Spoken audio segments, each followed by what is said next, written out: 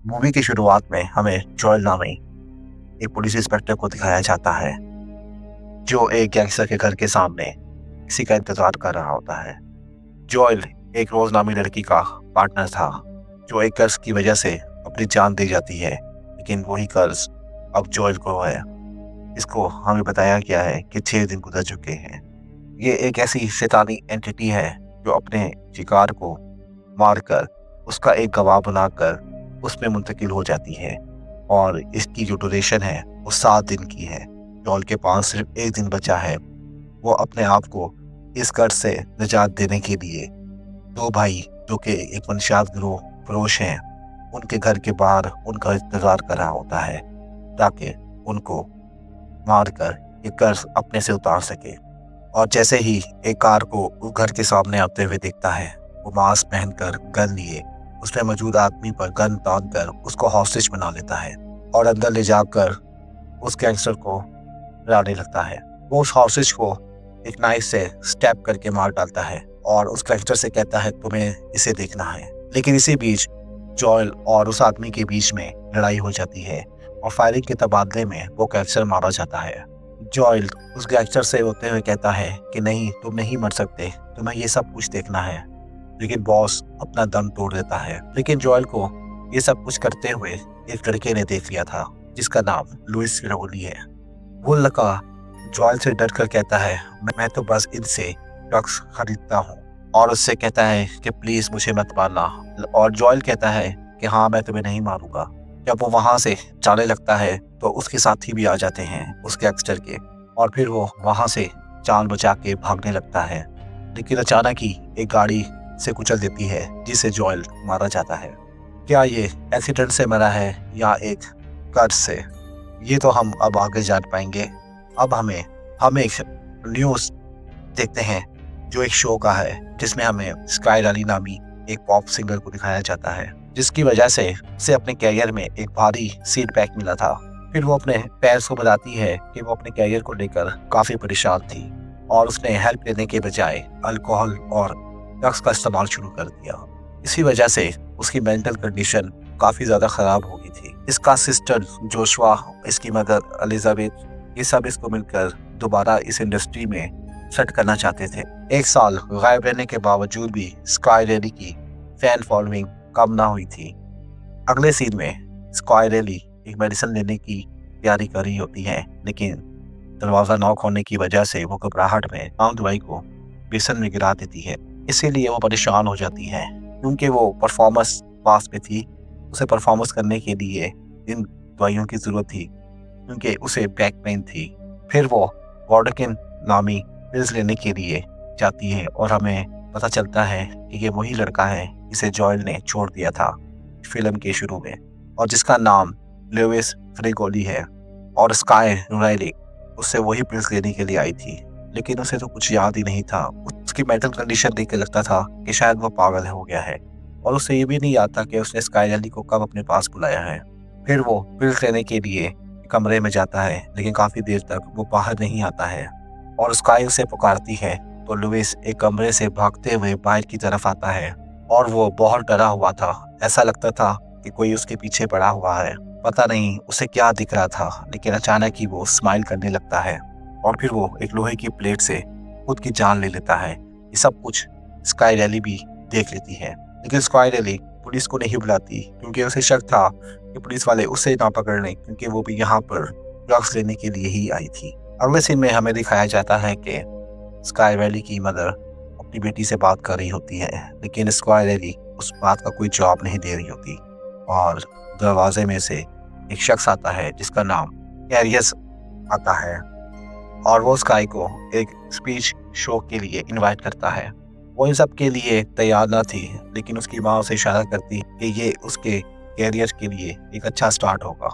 और जब स्काई अपने रूम में आती है तो उसे एक अननोन नंबर से मैसेज आता है और वो मिरर में लुइस को अपने पीछे खड़ा हुआ देखती है, लेकिन पीछे तो कोई होता नहीं है। और जब दरवाज़ा नॉक करके उसकी माँ, उसका सिस्टर जोशुआ कमरे में आते हैं तो वो उन सब पर नाराज़ होती है कि उन्हें बगैर बताए अंदर आ गए। लेकिन वो कहते हैं कि हमने तो काफ़ी देर से दरवाज़ा नॉक कर रहे थे, लेकिन तुम कोई जवाब भी नहीं दे रही थी, इसलिए हमें मजबूरन अंदर आना पड़ा। अब उसके दिमाग में काफ़ी कुछ चल रहा होता है। अगले सीन में हमें दिखाया जाता है कि स्पाइरली एक सेरेमनी में अपने फैंस को ऑटोग्राफ दे रही होती है और सब कुछ सही चल रहा था। तभी एक आदमी स्काई से उसका ऑटोग्राफ मांगता है और टी शर्ट पर उसके साइन करवाता है और उससे बहुत अच्छे से बात कर रहा होता है। लेकिन अचानक से ही वो अजीब सी हरकतें करना शुरू कर देता है, जिसे सिक्योरिटी वाले बाहर ले जाते हैं। और फिर हमें एक छोटी बच्ची दिखाई जाती है जो स्काई को स्माइलिंग फेस के साथ बस देखती रहती है। उसकी स्माइलिंग बहुत ज़्यादा क्रिपी थी। ये देख के स्काई को बहुत अजीब लगता है और इस सीन को देखकर ये कंफर्म हो गया था कि स्काई भी उस कर्ज में मुब्तला हो गई है जिस कर्ज के चलते जॉयल और लुइस मारे गए हैं, और उसके साथ भी ये सेम चीजें होने लगी हैं तो इससे पहले विक्टिम्स को होती थी। पियानो बजाते हुए स्काई को अपनी बॉटल नीचे गिरते हुई सुनाई देती है और जब उठ के देखती है तो उसकी बॉटल टूट चुकी होती है। वो उसके कांच के टुकड़ों को साफ करने के लिए जब जाती है वो वहां पर एक टी शर्ट पड़ी हुई देखती है। ये वही टी शर्ट है जिसे उसने साइन करके उस आदमी को दिया था, जिस आदमी को गार्ड्स ने उसकी अजीब हरकतों की वजह से बाहर निकाल दिया था उस सेरेमनी से। अब वो थोड़ा सा आगे जाती है तो देखती है कि कुछ आउटफिट पड़े हुए हैं किसी शख्स के, और सामने उसे वही आदमी दिखाई देता है जो उसकी तरफ देख रहा होता है। स्काई बहुत ज़्यादा डर जाती है। वो आदमी उसकी तरफ भागता है। स्काई भी अपनी जान बचाने के लिए भागती है और जब वो एग्जिट डोर पे पहुंचती है उसे ओपन करती है तो वो सामने जेमा से टकरा जाती है जो उसकी फ्रेंड होती है। ये देखकर स्काई बहुत ज़्यादा कंफ्यूज हो जाती है। जेमा अंदर आती है और उससे पूछती है कि क्या हुआ।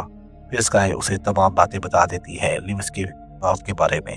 जेमा उसे मशवरा देती है कि तुम पुलिस को ना बताओ, ये तुम्हारे करियर के लिए अच्छा नहीं होगा, और वैसे भी लुइस ने अपनी जान खुद ली है ना कि तुमने इसकी। फिर स्काई जेमा से कहती है कि वो आज रात उसके पास रुक जाए और वो मान जाती है। उसी रात स्काई को एक बहुत ही डरावना सपना दिखाई देता है जिसमें वो बहुत ही अजीब तरीके से रो रही थी, और ये वही एक्सीडेंट वाला सपना था। और ये देखकर वो डर के जाग जाती है और जेमा से कहती है कि मेरे दिमाग में पता नहीं क्या क्या चल रहा है जिसकी वजह से मैं काफ़ी ज़्यादा परेशान हूँ। और वो कहती है मुझे जो कुछ भी पसंद होता है वो मेरे हाथों ही बर्बाद हो जाता है। वो जेमा की तरफ देखती है लेकिन वो कुछ नहीं कहती, लेकिन एक क्रीपी स्माइल के साथ वो उसको देखती रहती है। उसकी स्माइल बहुत ही ज़्यादा डरावनी थी जिसे देखकर स्काई अपने बिस्तर से नीचे गिर जाती है। फिर हमें दिखाया जाता है कि वो तो सुबह का टाइम है और जेमा तो उसके साथ थी ही नहीं, बल्कि वो तो उसके लिए कॉफ़ी बनाने के लिए गई हुई थी। स्काई परेशान हो जाती है और अब तो उसको लेट भी हो रहा था अपने काम के लिए, और ज़्यादा कुछ सोचे वो रिहर्सल के लिए निकल पड़ती है। रिहर्सल के दौरान सब कुछ सही चल रहा होता है और जब वो रिहर्सल की परफॉर्मेंस स्टेज पे कर रही होती है तो मिड रिहर्सल के दौरान उसे पॉल का चेहरा दिखाई देता है जो उसे स्माइल करके देख रहा होता है। इसे देखकर वो नीचे गिर जाती है और उसे लगता है कि शायद उसका पैर टूट गया है, जिसके चलते वो बहुत जोर से चिल्लाती है। और जब तमाम लोग उसके पास आते हैं तो वो खुद को देखती है कि तो बिल्कुल ठीक है, और उसका मैनेजर एंटन भी वहाँ पर पहुँचता है और उसे पूछता है कि क्या हुआ। स्काई कहती है कि यहाँ पर किसी शख्स ने मुझे डरा कर नीचे गिराया है और मैं उसे नहीं छोड़ूंगी। लेकिन एंटन कहता है कि जहाँ से मैं देख रहा था मुझे नहीं लगा कि किसी ने तुम्हारे साथ ऐसा कुछ किया है। इन सब बातों को सोचकर परेशान हो जाती है और वहाँ से निकल पड़ती है अपने ड्रेसिंग रूम की तरफ। और तभी वो देखती है कि जोशुआ जो उसका असिस्टेंट है उसके रूम से निकल रहा था, जो उसे देखकर स्माइल कर रहा था। और जैसे ही वो अपने रूम में दाखिल होती है वो देखती है कि उसका रूम पूरी तरह बर्बाद हो चुका है, जिसे उसे जोशुआ पर बहुत गुस्सा आता है। लेकिन जोशुआ का कहना था कि उसने ऐसा कुछ भी नहीं किया। इसी बीच इन दोनों में बहस हो जाती है और उसकी माँ उसे पूछती है क्या तुमने दोबारा से ड्रग लेना शुरू कर दी है, जिस पर स्काई बोलती है कि नहीं, मैंने कोई ड्रग्स नहीं लिया, अगर चाहो तो मेरा टेस्ट ले लो। और वो जोर जोर से चिल्लाकर अपनी फ्रस्ट्रेशन निकालती है और उसे कहना था कि वो इस टूर के लिए तैयार बिल्कुल भी नहीं है। लेकिन उसकी माँ कुछ भी सुनना नहीं चाहती थी। वो कहती है तुम्हें अभी तो डेरियस के इवेंट पर भी जाना है, जो एक स्पीच पार्टी है। और तभी उसका स्टेज पे जाने का टाइम हो जाता है और वो अपना स्पीच देना शुरू कर देती है। स्पीच में वो अपनी कैरियर के बारे में बात करती है कि किस तरह उसने कम बैक किया जब वो एक मेंटल स्टेज से गुजरी थी जिसमें वो ड्रग्स और एंजाइटी की वजह से उसकी मेंटल हेल्थ बहुत ज़्यादा ख़राब हो गई थी। चाहे ज़िंदगी में सक्सेस आने से सब कुछ ठीक हो जाएगा, लेकिन ऐसा नहीं है। और इसी बीच स्काई रैली स्टेज पे खड़ी एक ओल्ड एंकर को धक्का देकर नीचे फेंक देती है और सब लोग ये देखकर हैरान हो जाते हैं, क्योंकि हम सब जानते हैं कि स्क्वायर एली की ये हालत क्यों हो रही है, क्योंकि वो उस कर्ज में मुब्तला हो चुकी हुई है जिसमें बंदों को आइसोलेशन होती है। वापस अपने फ्लैट में आके उसे उसी अननोन नंबर से मैसेज आता है जो उसे मिलने के लिए एक बार का एड्रेस देता है। और जब स्काई एली उस बार में जाती है तो हमें एक शख्स दिखाया जाता है जिसका नाम मॉरिस होता है। वो स्काई एली को इस कर्ज के बारे में तमाम डिटेल बताता है कि ये काम कैसे करता है और ये कैसे इंसान की जान लेता है, और उसे ये भी बताता है कि इसे कैसे बचा जा सकता है। वो कहता है कि इससे पहले कि तुम अपनी जान ले लो, हमें इसे रोकना होगा। मैंने इसके बारे में बहुत ज़्यादा स्टडी की है, क्योंकि मेरे ये भाई को था, इसकी वजह से वो मर गया। और ये कर्ज अपना गवाह बनाता है और फिर अपने शिकार को मारकर उस गवाह की बॉडी में चला जाता है, और इसी तरह ये सिलसिला चलता रहता है। इसे अगर तुमने ख़त्म करना है तो तुम्हें बज़ाहिर तो मरना होगा, लेकिन अपना कोई गवाह नहीं बनाना होगा ताकि इसे कोई और जगह ना मिल सके, लेकिन तुम्हारी मौत आर्जी हो और उसके बाद तुम्हें जिंदा होना है। यही एक वाहिद तरीका है इससे बचने का। जिस पे स्काई एली कहती है, क्या तुम चाहते हो कि मैं मर जाऊं? तो मॉरिस कहता है हाँ भी और नहीं भी, लेकिन मैं तुम्हारे हार्ट को सिर्फ 2 मिनट के लिए बंद कर सकता हूँ। और कहता है कि टेक्निकल तौर पर जब तुम मर जाओगी तो ये कर्ज भी तुम्हारे जिस्म से निकल जाएगा, लेकिन मैं दोबारा तुम्हारे हार्ट को सही कर सकता हूँ। इससे तुम दोबारा जिंदा हो जाओगी और तुम्हें इससे निजात मिल जाएगी। इससे पहले कि वो तमाम मामला तय करते क्लब में मौजूद लोग स्काई को पहचान जाते हैं और उसकी तरफ बढ़ते हैं। इसकी वजह से स्काई को वहां से निकलना पड़ता है। घर पहुंचकर स्काई अपना सामान पैक करना शुरू करती है और उन बिल्स को लेने के बारे में भी सोचती है, लेकिन उसकी मेंटल हालत इतनी ज़्यादा ख़राब होती है कि वो घर में तोड़ फोड़ करना शुरू कर देती है और उसी बीच वो तमाम बिल्स को खा लेती है। लेकिन थोड़ी देर बाद वो देखती है कि उसके कोलीग, उसके जितने भी साथ काम करने वाले लोग थे, वो सब के सब उसके फ्लैट में है और उसे स्माइल करके देख रहे हैं कि वही क्रीपी स्माइल है जिसे हर कोई नहीं देख सकता।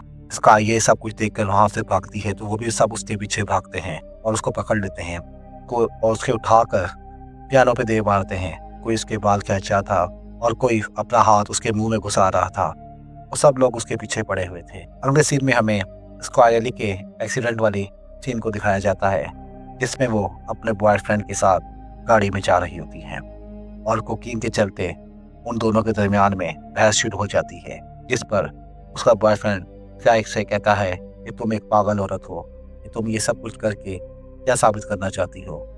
और इसी के चलते स्काई को बहुत गुस्सा आता है। वो स्टीयरिंग को घुमा देती है और वो पहाड़ी से नीचे गिरते हैं। इसी दौरान मौके पर ही उसका बॉयफ्रेंड मारा जाता है, जबकि स्काई बच जाती है। और इसी दौरान स्काई की आंख खुलती है और हमें दिखाया जाता है कि वो एक हॉस्पिटल में मौजूद है और सामने उसकी माँ बैठी होती है जो उसे कहती है कि तुम लिविंग रूम में थी और तुम्हें कुछ होश भी ना था, इसीलिए हमें तुम्हें हॉस्पिटल में लेके आना पड़ा। स्काई की इसी दौरान अपनी माँ से बातचीत होती है और वो उसे रिक्वेस्ट करती है कि वो इस टूर को मजीद जारी नहीं रख सकती अपनी मेंटल हेल्थ कंडीशन की वजह से।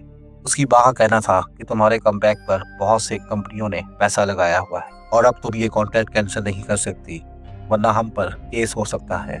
यहाँ पर स्काई अपनी माँ से आर्गुमेंट करती है कि क्या मैं आप लोगों के लिए कोई खिलौना हूँ कि जब भी आप चाहें मुझे इस्तेमाल करना शुरू कर दें। और वो कहती है कि मेरी मेंटल हेल्थ इस कंडीशन में नहीं है कि मैं ये काम मजीद कर सकूँ, लेकिन उसकी माँ उसे इमोशनली ब्लैकमेल करना शुरू कर देती है। वो कहती है कि स्काई अपने तमाम चाहने वालों को हमेशा से ही नाराज़ करती है और अगर उसने ये टूर भी कैंसिल कर दिया तो लाखों फैन फॉलोइंग से भी जाएगी और उसका कैरियर भी तबाह हो जाएगा। और फिर वो एक क्रीपी स्माइल के साथ स्काई की तरफ देखना शुरू करती है। स्काई समझ जाती है कि उसके साथ ये सब कुछ क्यों हो रहा है। वो देखती है कि उसकी बॉब सामने लगे हुए शीशे को तोड़ती है और उसमें से एक टुकड़ा उठाकर फाइल के साथ अपने चेहरे की तरफ बढ़ाती है और फिर वो उसी टुकड़े के साथ अपने ऊपर वार करके खुद को मार डालती है। लेकिन स्काई किसी न किसी तरह वो दरवाजे के पास पहुंचती है तो देखती है कि वही टुकड़ा शीशे का उसके हाथ में है। स्काई को कुछ भी समझ नहीं आ रहा होता।